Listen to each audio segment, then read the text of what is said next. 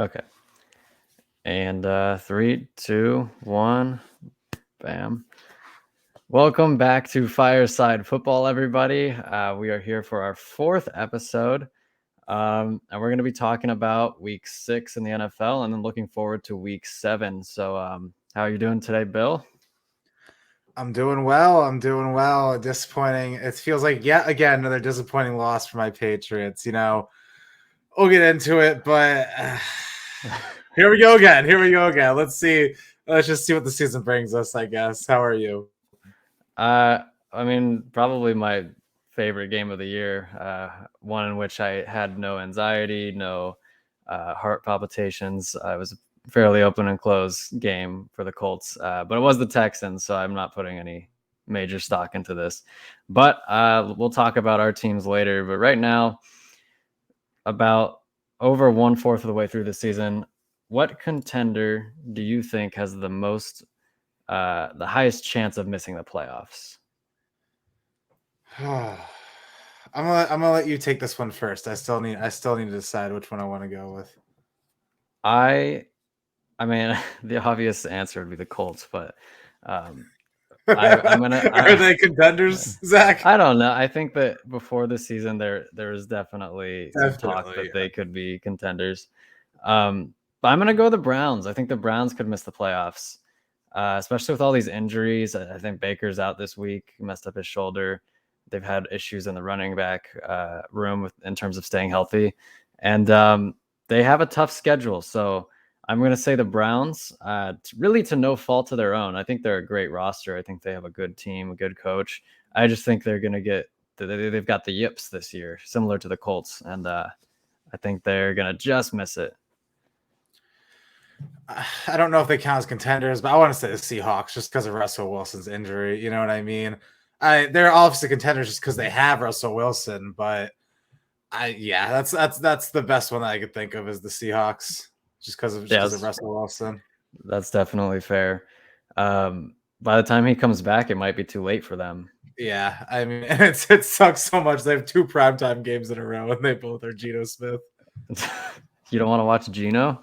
3 primetime games in a row, actually, and he came in at the end of that one, the first one. It's Jesus. crazy. I bet the NFL probably loves that.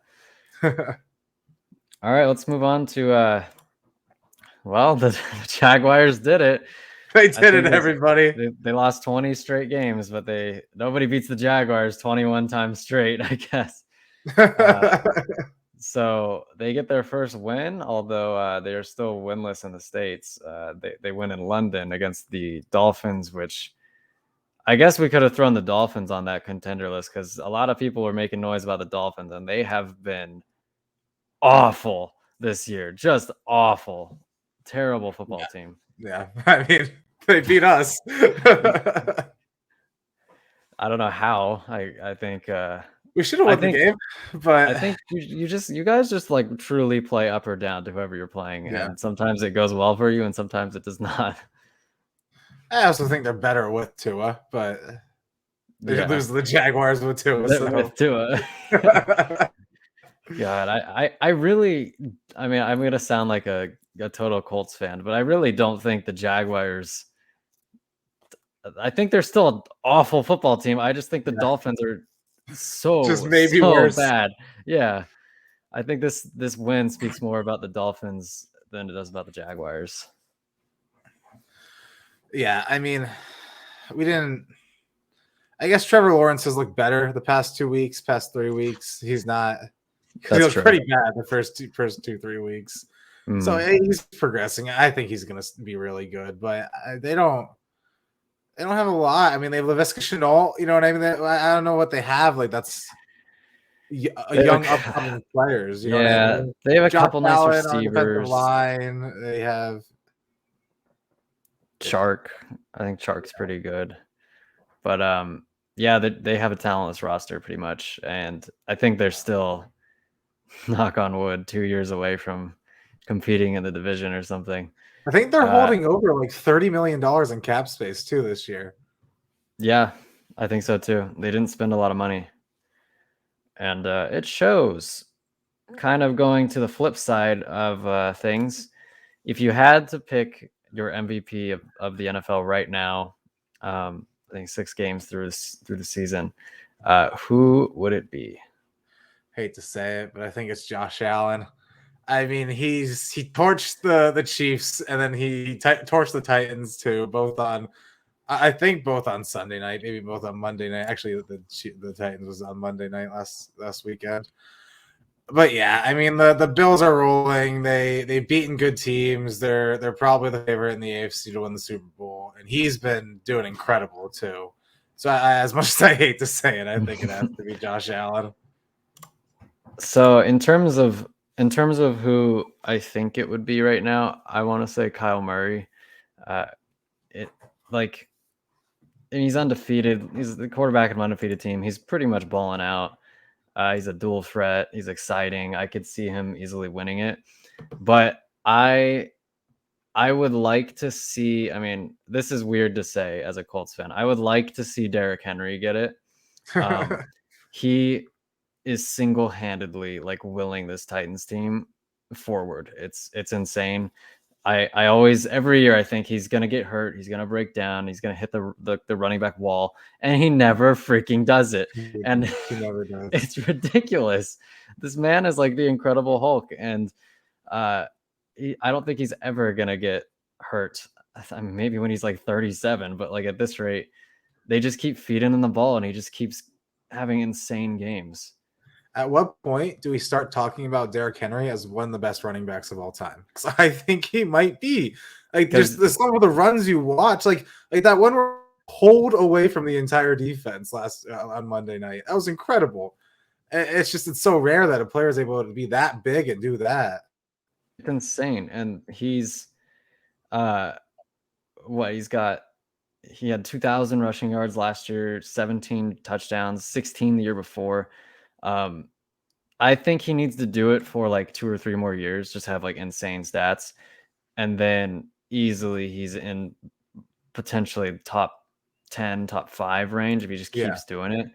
Because I mean, right now he's played 6 seasons, and he's got 6,643 yards rushing, which is good. It's certainly good, but I don't think it's all-time great numbers yet. Granted, he did start off pretty slowly. In his first 2 years, he only had like 1,200 yards rushing total. But as of late, he's really come on. And if he can keep this up, I certainly think that we could be talking about Derrick Henry being a top 5 running back by the end of his career. And really, no one's ever done it exactly like him. Like Barry Sanders was more of a make you miss and break one kind of guy. I'm a little young to know what Jim Brown was like, but that's what I was gonna say. I imagine he's what Jim Brown was like. But Jim Brown probably better, just because there's a lore around Jim Brown. Right. But Derrick Henry, like at least today, nobody has, like in our lifetime, I feel like nobody has done it like he's done it. I used to think like, Adrian Peterson, hands down, was the best running back that I've ever watched play. You know what I mean? Yeah. And I just watched Derrick Henry. I'm like, there's no way. He's so much better than Adrian Peterson was. He just wears teams down. He can have a first half where he rushes for 20 yards, and then he comes out in the second half and he runs for like 150 yards. And it's like, holy Jesus Christ. Like this man, you can't do anything. He just tires out your defense. He'll run through your guys. He doesn't care.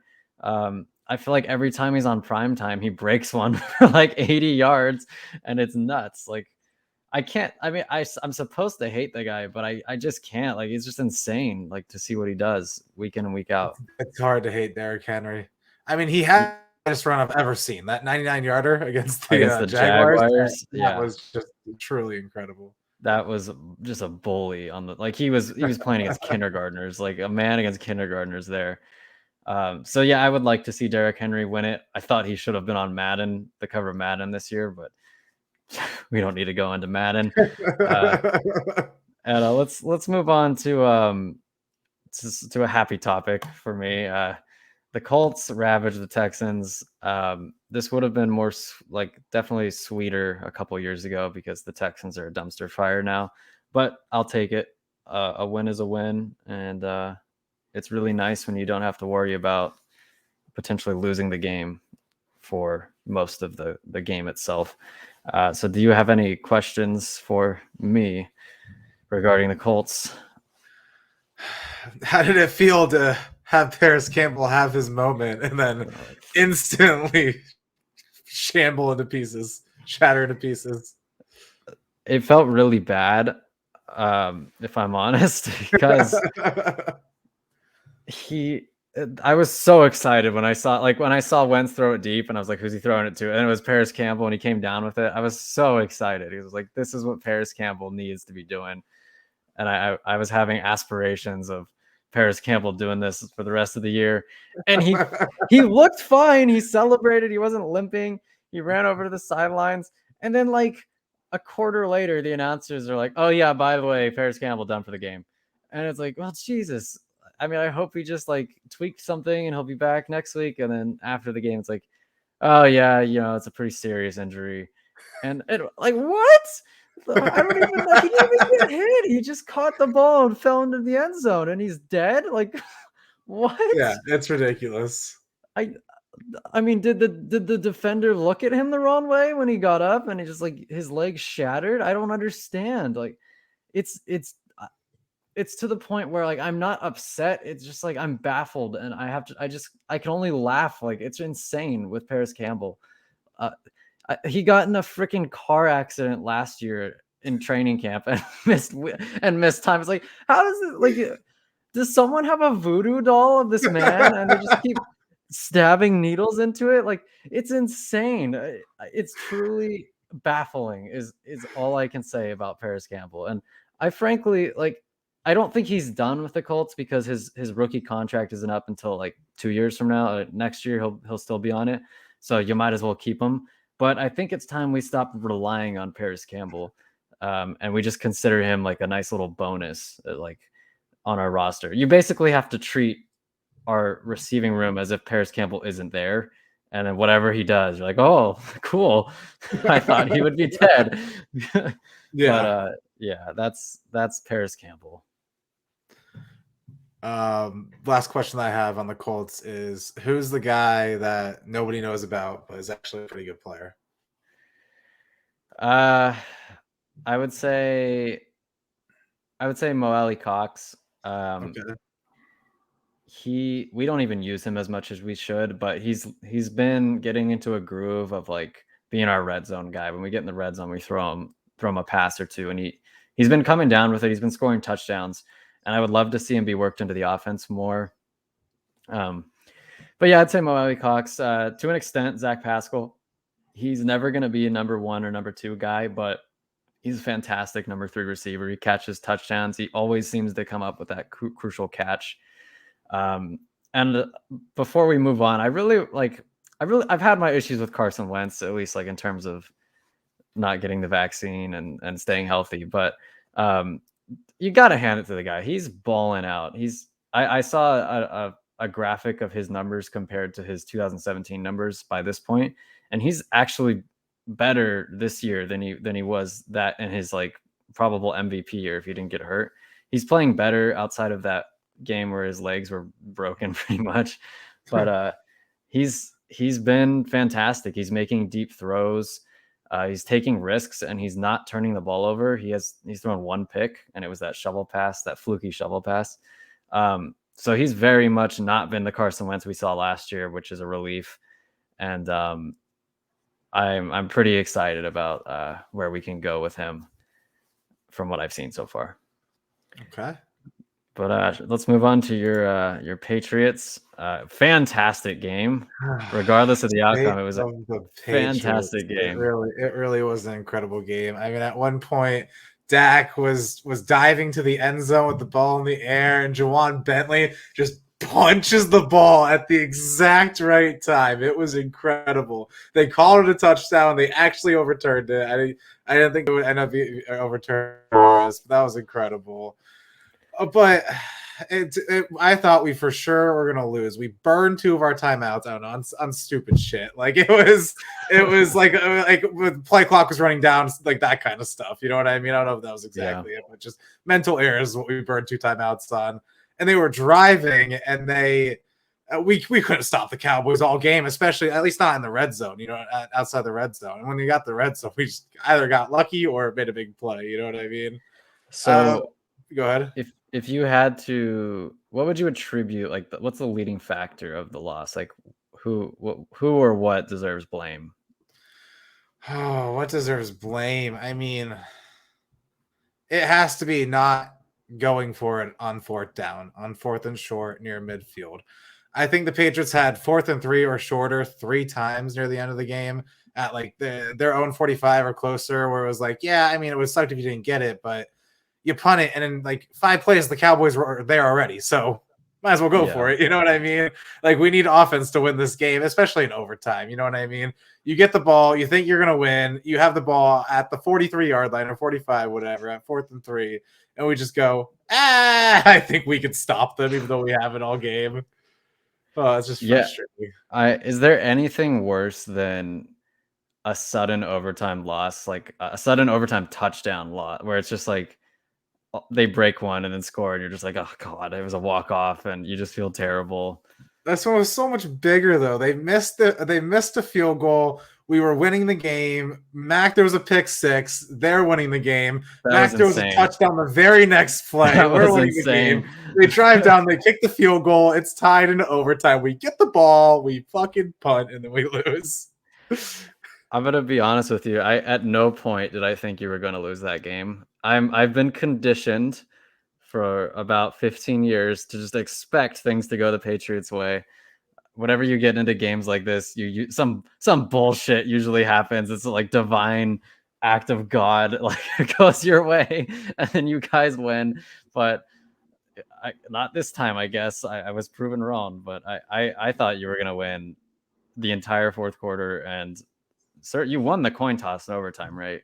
Yeah, we did. We got the ball. I was like, well, that's the game, and then I was baffled.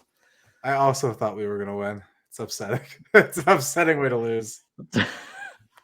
I bet. That's I mean, we also lost in overtime the week before, and so I know how you feel, but those crazy games, when they don't go your way, it really hurts.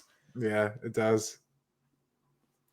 So I'll ask you the same question. Who's a player on the Patriots that has just been balling out that not a lot of people would know about?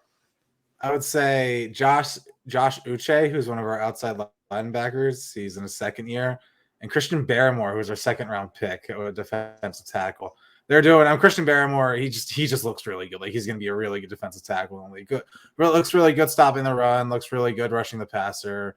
And then Josh Uche has just been getting really good pass rush. So him combined with Judon, our pass rush has actually looked really good. And it hasn't in a while since like when we beat the Rams in the Super Bowl. So he's got a little Khalil Mack in him, rushing from the linebacker position. Not exactly, but he's pretty good at it. I would say. Fair enough. Who is Khalil Mack, I guess, except for Khalil Mack. So let's move on to the closing segment of our show here, the week 7 predictions. Last week, I believe you went 9-5 with your predictions, and I went 8-6. So you did beat me by a game. When I was tallying it up, you were on like a 8-0 run, 7 or 8-0 run, and then you started getting a couple wrong. But I was like, is he gonna go? Man. Is he gonna go 100%? And unfortunately not. But we'll do our best this week. Let me bring up all the games, and then we'll go through them. I mean the NFL. Who else would I mean? Okay. So tomorrow on Thursday Night Football, Broncos at Browns, and keep in mind Baker Mayfield. I stayed him. No Baker Mayfield. Where's the game? Is it in Cleveland? It's in Cleveland.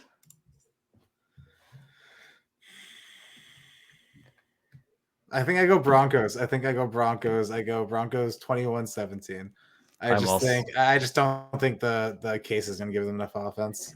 I don't think so either, and I also know they're banged up at other spots too. So I'm going to go Broncos. I don't think Chubb or Kareem Hunt are playing. Yeah, I'm going to go Broncos 20, Browns 13. So now we've got the Chiefs at Titans, And I freaking told you the Titans were going to win that game. I didn't pick them, but I was like, it would be the most Titans thing ever to win a game they have no business winning. And sure enough, they went and did it. And There they were, win the goddamn game. I think I need to apologize to the Titans. I said some mean words to them. Do you want to have a formal apology right now? I would like to formally apologize to the Tennessee Titans. They do not suck. They do not suck. Well, I'm not formally apologizing to them because I think that in true Titans fashion, they're going to go out and just get the doors blown off of them somehow against the Chiefs. I think they lose 35-20. And Patrick Mahomes throws 4 touchdowns. And I say the Chiefs, you know, I don't think I should be saying this because the Chiefs have a terrible rushing defense, but I think that they're going to limit Derrick Henry to under 120 yards, which is like holding any other running back to like 80. I think that this game has a chance to be the highest scoring game we've seen since that Chiefs-Rams game. And I think the Chiefs might score a lot of points on that Titans night after I was just saying that they don't suck. That Chiefs offense is pretty good. And that Chiefs defense is also pretty bad. So I think that Titans offense is going to score a lot of points. I think if I'm going to go crazy here, I'm going to go 62-48. Yes. Yeah. In favor of who? Chiefs? Yeah, Chiefs. Let's go with Chiefs. All right. So next up, we've got the Washington football team at the Green Bay Packers. Yeah, I gotta take the Packers. I mean, the football team, they look okay. You know what I mean? I just don't think. I gotta take Aaron Rodgers. You know what I mean? Aaron Rodgers at home. I'll go Packers 28, football team 14. I do agree. I feel like the football team, they just can't compete with the top flight teams like the Packers and the who did they play last week? The Chiefs. They play the Chiefs. They can't compete with those teams.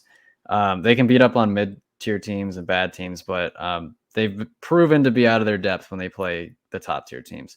So I'm going to go Packers 31, football team 23. Okay. But the Packers do sometimes lose games that they shouldn't. Bengals at Ravens. This is going to be a good one. It is going to be a good one, but I just, it's so hard. The Ravens are such a good football team. I feel like they're not really given the respect for it right now. It's just that offense is so difficult to stop with Lamar Jackson. It is so difficult to stop. And even though the Bengals have good offense, I don't think they're going to be able to keep pace. I think the Ravens end up winning 35-28. See, like I do. It's hard. It's hard for me because I do agree that the Ravens are underappreciated, but at the same time, they are like 3 very close wins away. Like if those wins go the other way, you're looking at a team that's, I think, like 2-4. I mean, they could have lost to the Colts. They should have. They basically did lose to the Lions, and they beat the Chiefs by 1 point. So you're looking at a team that, like, I don't know what's gonna happen. They kind of are a mystery box every week, and it's gone their way. But I feel like sooner or later it's gonna turn the other way. But I am gonna take the Ravens because last week they just blew the doors off of the Chargers. I didn't see that coming. Yeah. So I'm gonna go Ravens 33, Chargers 30. I think it's gonna, or not Chargers 30, Bengals 30. I think it's gonna be an exciting game, and hopefully we get some nice highlights from that because Burrow and Lamar are great young quarterbacks. It'll be a fun game. Let's see, Panthers at Giants. Oh man, I don't know if Stephon Gilmore's playing. He might. This might be. I think this is the first week he's eligible to play. He was out there practicing today, and today was the first day he was eligible to practice at least. Without Saquon Barkley, I don't think Kenny Galladay's playing either, and I don't think Kadarius Toney's playing. So the Giants don't have a whole lot to come out there with, and the Panthers have a pretty goddamn good defense. So I'm going to say the Panthers are going to win. I'll say 24-9. Yeah, I agree. I think the Giants are a scrub team. Sorry, Giants fans, but it's kind of the truth. And the Panthers are a more well-rounded team. I'm going to go Panthers 27, Giants 13. And next up, we've got the Falcons at the Dolphins. Did you see the Watson rumors?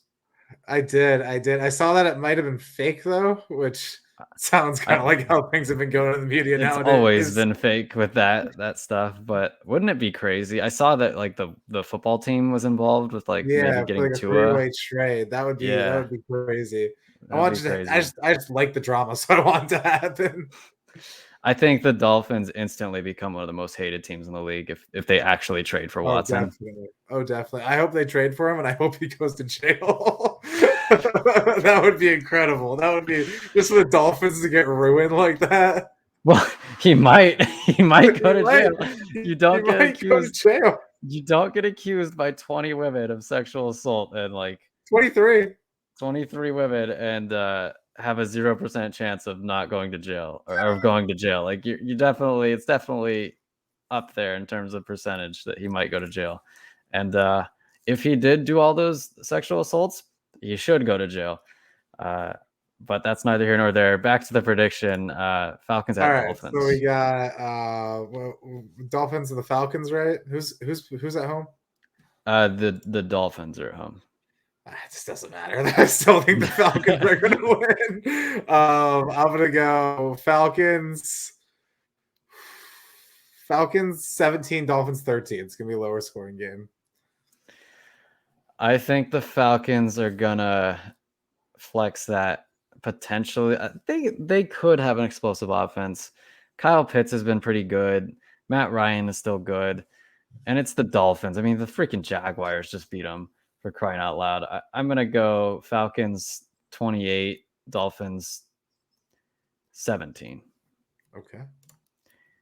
Jets at your sweet loves, the Patriots. Oh, I think we win by a lot. I think it's just we're going to beat down on the Jets. And especially being at home. I was so upset last week. There were so many Cowboys fans at the game. And it was upsetting because every time Amari Cooper caught the ball, you heard the coop. And just at that point, oh damn, we sold out. We're money whores. I say we win 31-17. I think this is also going to be a drubbing. I've been impressed with Mac Jones, particularly in the game, this week's game, and then against the Buccaneers, he was pretty good. And I have not been impressed with Zach Wilson. I think he's a little bit in over his head. And I do feel bad for him because he's playing for the Jets, but I think you're going to take this one. I'm going to go 27-10. I think it'll be pretty easy for you. I think you'll roll. Eagles at Raiders. I'm gonna take the Raiders, the Grudenless Raiders. Be a playoff team without John Gruden. I'm gonna say, could you imagine if they just never lose again? They just win the Super Bowl just to win out. That would be insane. I'm gonna say Raiders win 27-21. I think the Raiders also win. I'm gonna go Raiders 30, Eagles 17. Knock on wood if you're with me. As Gruden would say. Gruden will also say some other things that I'm not going to say. Okay, Lions at Rams. The poor Lions, man. Yeah, poor Lions. They're not a bad football team. They're not a good football team. They're definitely not bad. Certainly not. Keep getting like somebody's teeing them up just to get fucking smacked down every week. I mean, come on. I think the Lions lose. I think it's 3-38. I think that's what they end up with the final score. I feel so bad for Dan Campbell. Initially, I didn't like him. I thought he was a bit full of it, and I didn't like his whole demeanor. But this man was crying in the press conference. I think it was either last week or the week before.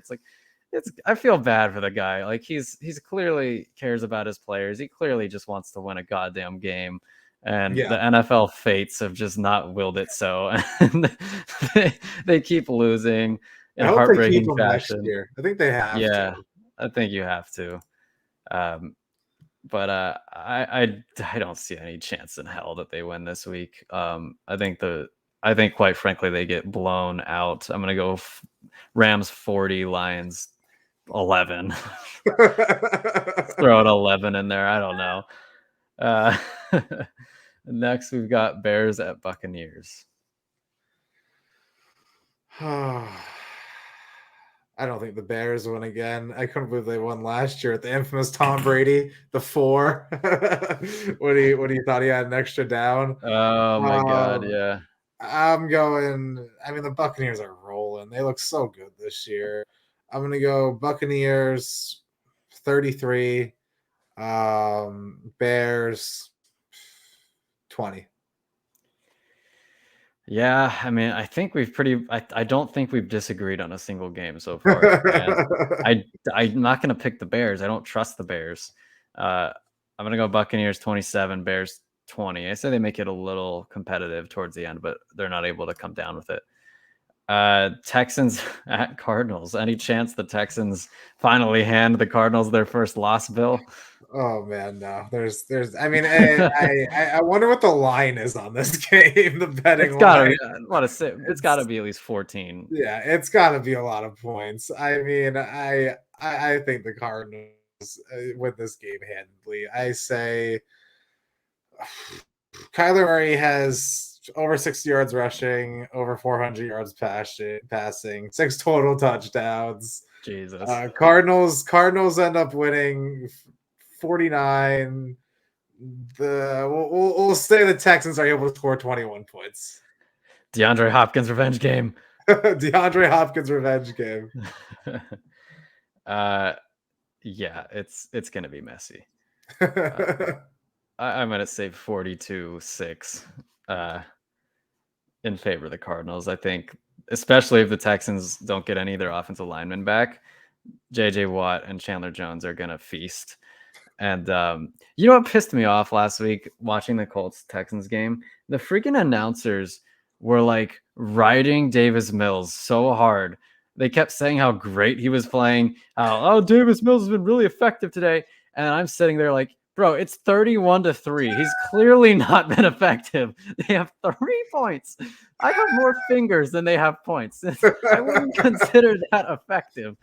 But that's just what the announcers do sometimes. But anyways, I hate almost every single announcer. They just suck off whatever quarterback is playing. Like, it's insane.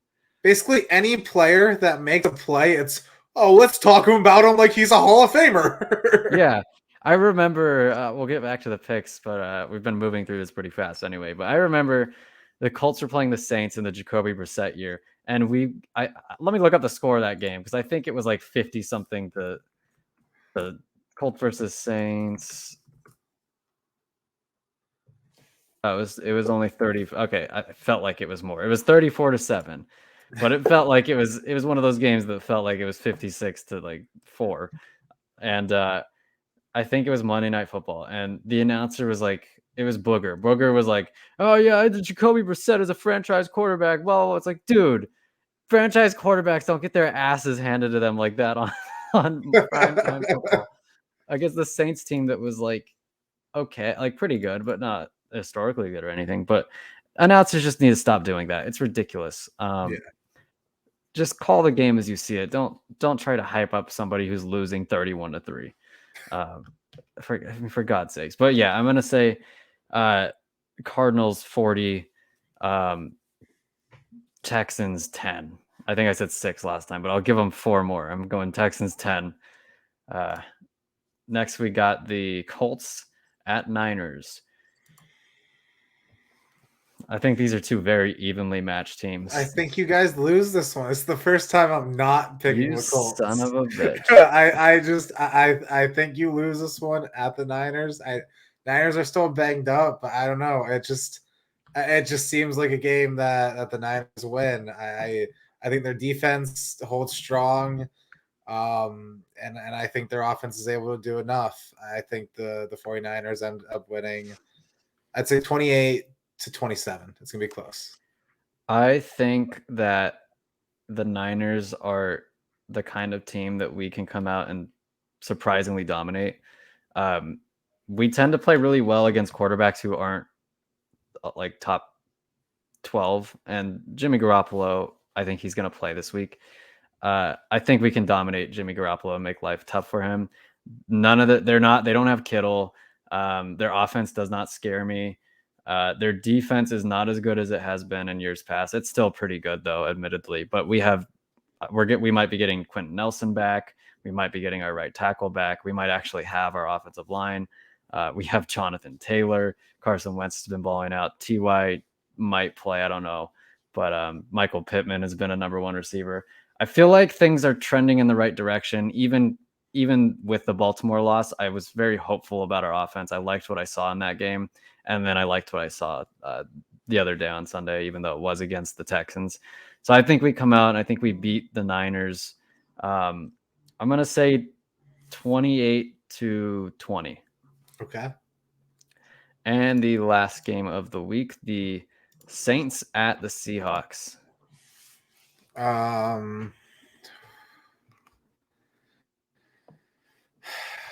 Do I want to take the Seahawks at home against the Saints? I don't know. Do you? Tough. It's a tough one because if it was at the Saints, I'd definitely take the Saints. But I don't know. I think Geno might be able to pull one out at home against. I'm gonna take the Seahawks. I'm gonna take Seahawks. I think they're gonna be able to weather the storm a little bit here. And I think Russell Wilson actually might have a chance to play this weekend.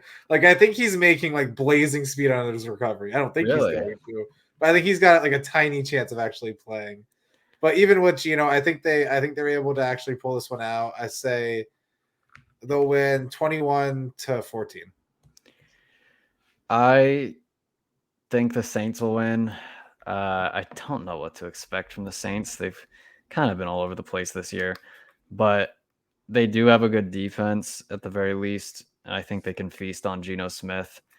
I'm going to go Saints 24, Seahawks 16. So I think we disagreed on the last two games. Yeah. And then everything else. So I guess it'll come down to those. What if we go undefeated? Well, we can't. What if one of us goes undefeated? That'd be cool. We have to do something. Cool. We'll figure out what we have to do. But we have to do something cool if one of us goes to get like a crown, and we get to if one of us goes undefeated, we have to wear the crown for the entire next episode or something. Okay. To show that we are the God Kings of picking. Okay. I like it. Okay, cool. We'll just have to procure a crown. But, do you have any other topic to go over? It's only been not even 40 minutes. So do you have anything else you want to talk about before we wrap this up? I think that's it for this week. All right. Well, thank you everybody for tuning in. Join us next week to see if we did go undefeated with our picks, and we'll talk some week 7 action, and then we'll look forward to week 8. So thank you for watching Fireside Football. I've been Zach. And I'm Bill, not Belichick. And we'll see you on the next one, guys.